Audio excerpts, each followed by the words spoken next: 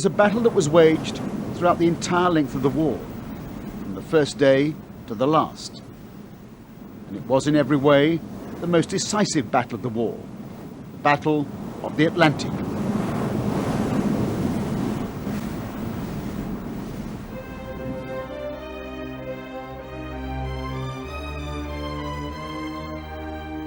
Britain's ability to feed its people and to keep its armies in the field depended entirely on the unbroken chain of supplies flowing across this ocean, the cruel sea as it became known, because in the course of this 5-year battle it claimed so many ships, so many lives.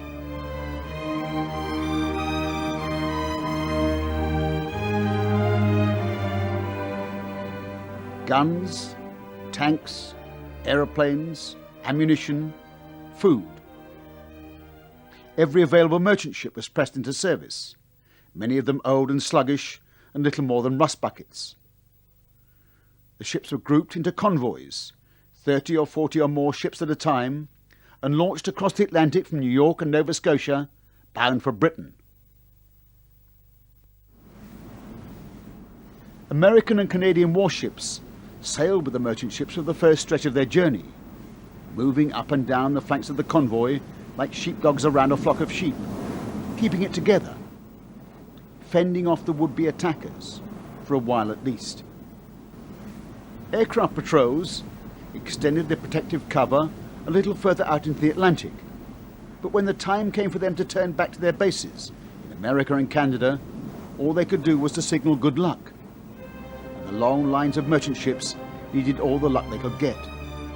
They were on their own, plodding along at the speed of the oldest and slowest ships, out into the Black Gap as it became known, between the protective screens of warships and planes on either side of the Atlantic.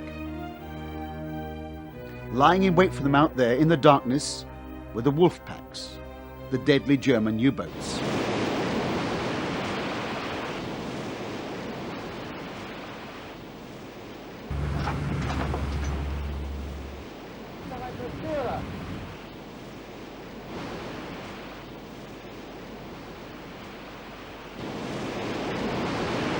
Aufgewechtstation! Beide schießt äußerst Kraft voraus!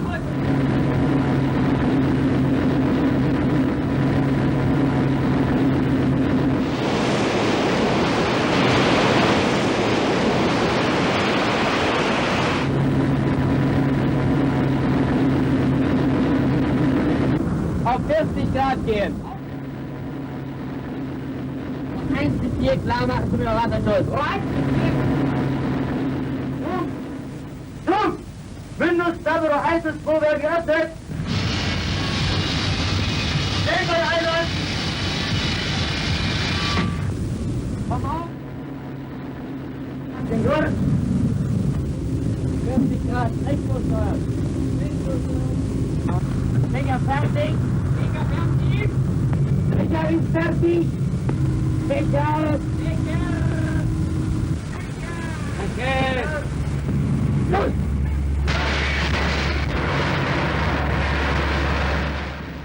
Every U-boat captain was a key player in the battle.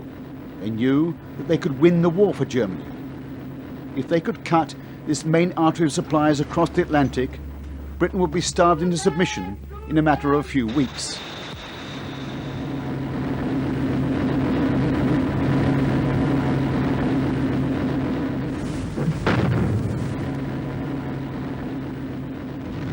Slowly, steadily, the U-boats crept towards the achievement of that target. The Germans had a menacing fleet of over 100 U-boats operating in the North Atlantic, all with highly disciplined commanders, all playing to the same game plan, namely lie in wait for the convoy, ambush it, and then stay with it and pick off the ships one by one. What's more, it was working. In the early months and years of the war, hundreds of Allied ships were sent to the bottom, far faster than they could be replaced. Now, the game plan had been devised by a brilliant German submariner, Admiral Karl Dönitz, and it depended on two key factors. The first was tight central control from his command bunker in France, so that the Wolfpacks could be positioned using the very latest intelligence on the convoy's routes. But the most important was the secrecy of the naval Enigma codes, so that not a word of the top secret signals sent to the U-boat commanders could be read by the Allied codebreakers. Karl Dönitz was a ruthless disciplinarian. From his command centre on the Biscay coast at Lorient, he exercised the strongest central control. And the discipline he imposed in the use of the Enigma encoding machines was also relentless, by far the tightest discipline of all the German armed forces. For the British codebreakers at Bletchley Park, the vital U-boat signals presented an immense challenge. But as the shipping losses mounted, they simply couldn't break into the German naval codes to help reduce the sinkings.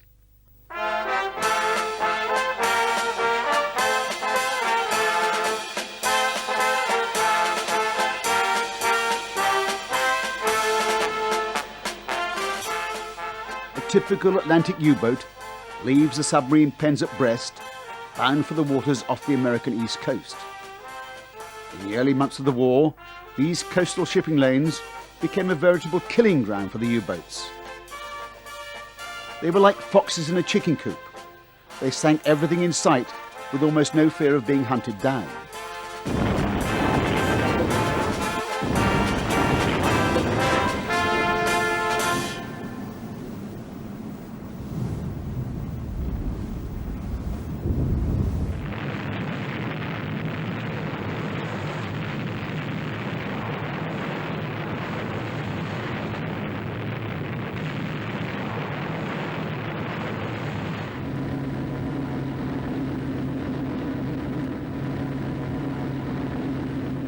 All the advantage lay with the U-boats.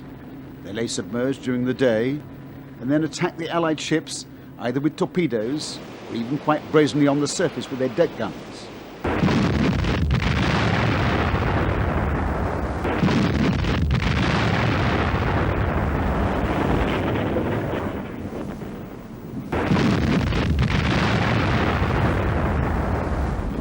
Indeed, U-boats were able to operate so near the coast that torpedoes which missed their targets were often found later on the beaches. As the convoy system became more sophisticated, so Admiral Dönitz refined his Wolfpack strategy, with every move controlled from the centre. On the wall of his bunker, he had a giant grid chart of the North Atlantic. The U-boats were ordered to take up positions on the grid by a sequence of letters and figures. Sent in code, these coordinates were meaningless to the Allied eavesdroppers, even if the signals were intercepted. The U-boats in the Wolfpack were set up as an ambush, lying in wait, spaced out at intervals across the line of an approaching convoy. Detailed knowledge of the convoy's course came from a variety of sources: Germany's own code-breaking efforts, enemy agents in American ports mingling with the merchant seamen, sightings by patrolling U-boats, giant long-range Focke-Wulf 200 reconnaissance aircraft. The strategy was brilliantly successful. Dönitz was winning the Battle of the Atlantic and close to winning the war for Germany. The key to his success was the strictness of his discipline in the use of the Enigma codes. His signals simply couldn't be penetrated.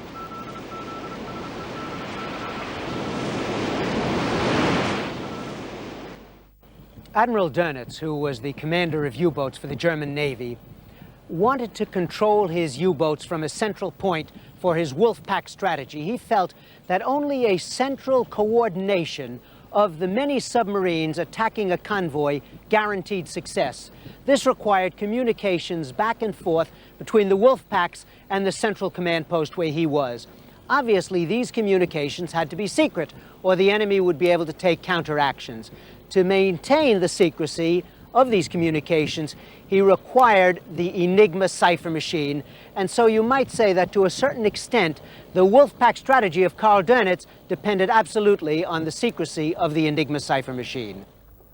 Every U-boat crew was indoctrinated with the need for the tightest discipline. All the human idiosyncrasies and carelessness which had enabled the British codebreakers to crack the German Army and Air Force codes were eliminated by the rigorous encoding methods imposed by Karl Dönitz. At Bletchley Park, this period became known as the Blackout. For a while, the only light in the darkness was a brilliant new invention fitted to Allied escorts.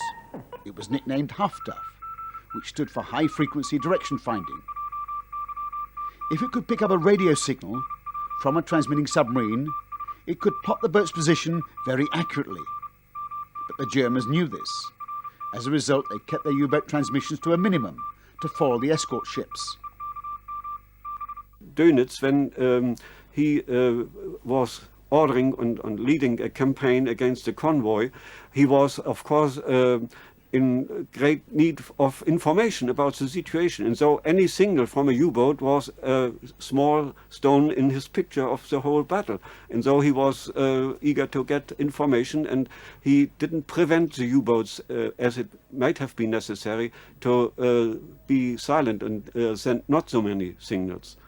And the idea was, when the U-boat is in contact with the convoy, the enemy knows that the U-boats are there, and direction finding and location of U-boats makes no sense, because the enemy knows from sinking of ships that there are U-boats, and a signal makes no difference to this situation. This was a reason why the radio silence was not so kept so well as it might have been necessary from our knowledge.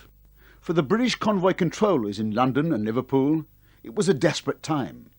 They were working in the dark in their efforts to avoid the U-boats. They kept up what they called a working fiction, based on things like analysis of U-boat radio signals, sightings by ships or aircraft, and of course attacks by U-boats, which revealed their position. But they knew they could well be routing these precious convoys into the path of the U-boats, rather than away from them. What they needed above all was some hard information from the codebreakers. But that still wasn't forthcoming.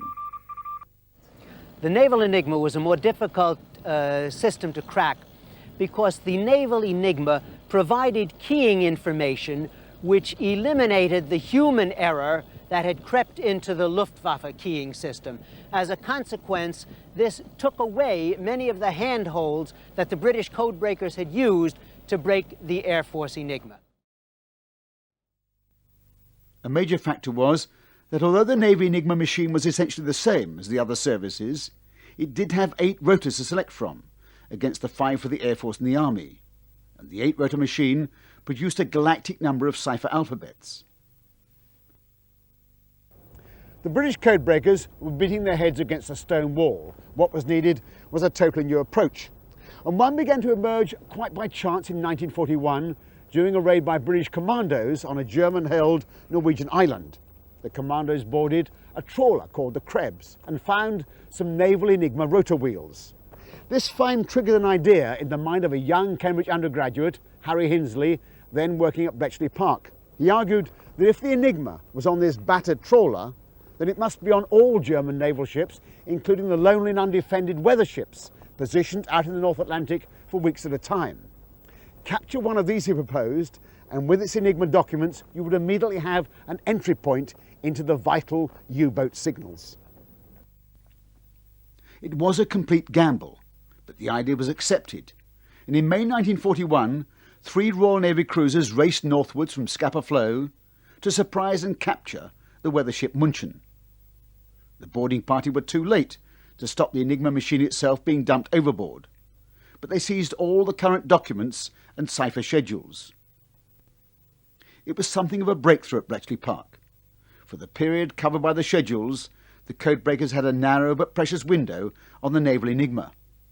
When the window was closed, the British Navy did it again to capture the weather ship the Lauenburg. For some strange reason, the German High Command didn't tie the two together. They never linked the capture of the weather ships with the British codebreakers. The capture of the German weather ships was a brilliant stratagem. It gave the British codebreakers a fingerhold on the otherwise impenetrable German U-boat signals. But it was overshadowed by the greatest code-breaking pinch of the entire war. Nothing less than the capture of an operational German U-boat out in mid-Atlantic, the U-110.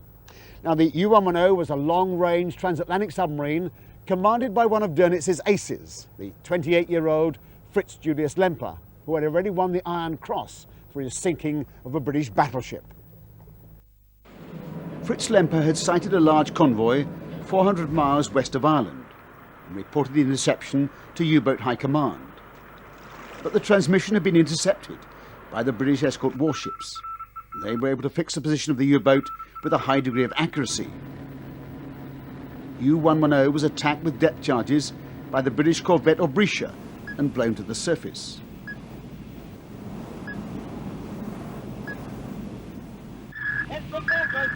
Stand by charges.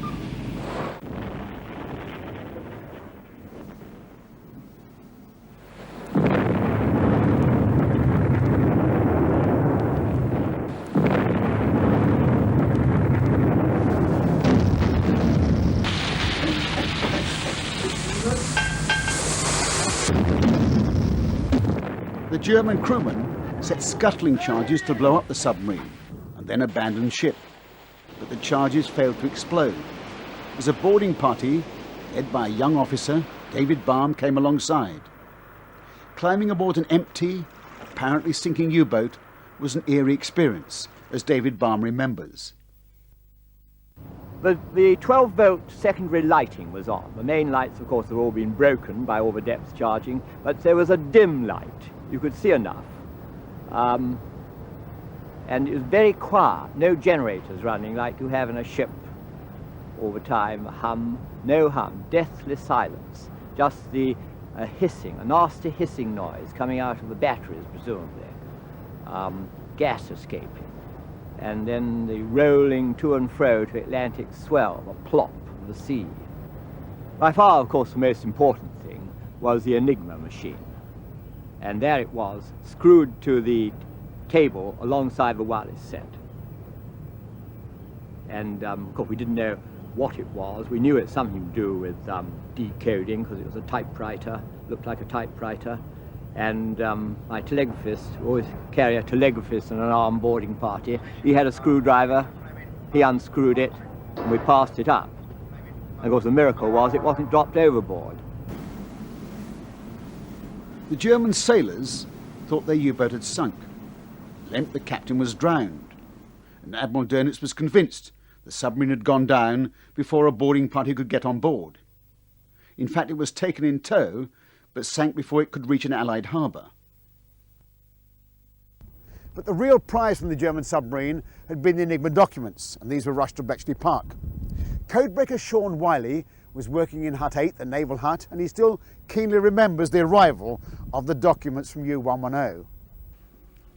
We, of course, were initially absolutely delighted.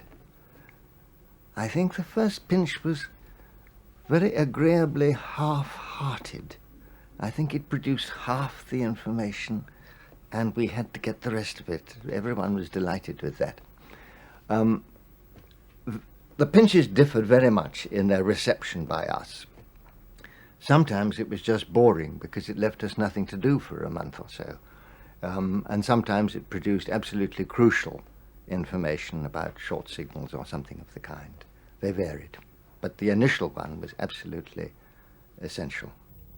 The documents from U-110 included the current keys valid for the month of July, which enabled the British codebreakers not only to read the U-boat signals, but to reconstruct the wiring for all 8 Naval Enigma rotors and to work out the grid codes for the North Atlantic. The immediate result was a major victory. In the following months, all the giant supply submarines, which refueled and resupplied the U-boats in mid-Atlantic, known as milch cows, were located and sunk.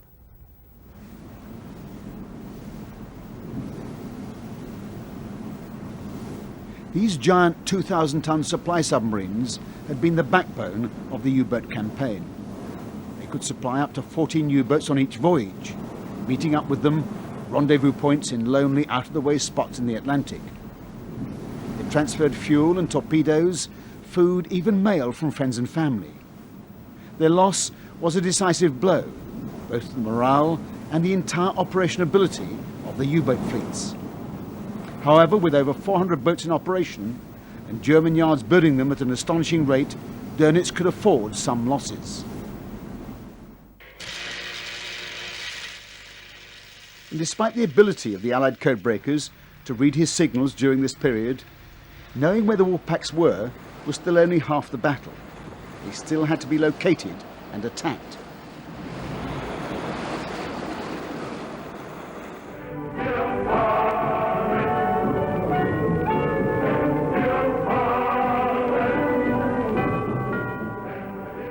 the information provided by U-110 became out of date, once again the U-boats became dominant. U-boat crews were welcomed home as heroes. Ships were still being sunk in huge numbers. It was called the second happy time. But slowly, steadily, the codebreakers began to get on top of the problem. By now, America was in the war, and Washington and Bletchley Park worked hand in glove to attack the German naval codes. New weapons for hunting and killing submarines began to turn the tide of the Battle of the Atlantic.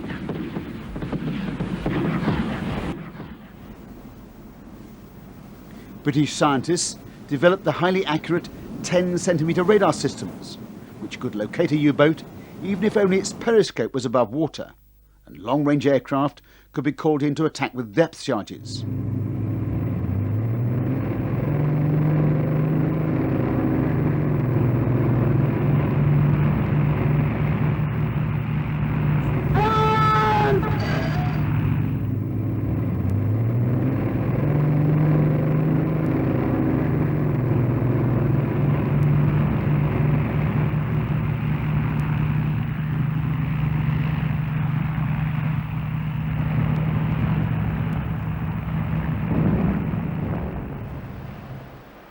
America built dozens of small escort carriers, which could sail with the convoys and pounce on the U-boats whenever they attacked.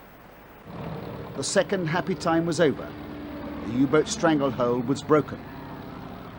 Hitler gave as his reason for eventually withdrawing U-boats from the Atlantic the fact that the British had developed a new and powerful weapon. He was referring, of course, to 10-centimetre radar. What he didn't know was that the codebreakers had at last broken the naval Enigmas. When the European war ended, Admiral Dönitz sent his last signal to his remaining U-boat crews. All U-boats, cease fire, Dönitz. They had fought from the first day of the war to the last, and it had been a very close-run thing. Well over 2,000 merchant ships were sunk, and many thousands of sailors lost their lives. Of the 842 U-boats commissioned, a huge number were sunk, 781, the highest loss rate of any service of the fighting powers. The publicly acclaimed victors were the courageous sailors and airmen who sailed the seas and attacked the U-boats. As for the men behind the scenes, the codebreakers, who did so much to break the U-boat stranglehold, they had to wait for many years to get their due. To the very end of the Battle of the Atlantic, Dönitz was convinced that the U-boat Enigma remained secure and unbroken. He didn't learn of the British codebreakers' remarkable success until after the war was over, in a simple telephone call.